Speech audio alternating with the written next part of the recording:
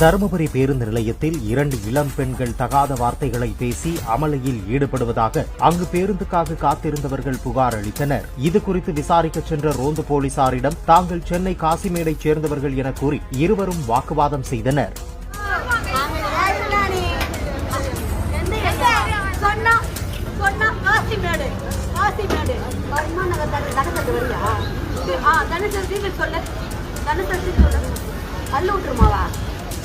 அதெல்லாம் விடாது, உயிரே விட்டுருவேன்.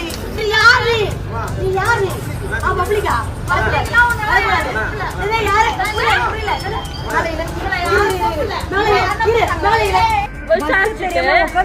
எப்படின்னா வந்துட்டு நாங்க தப்பு பண்ண மாதிரி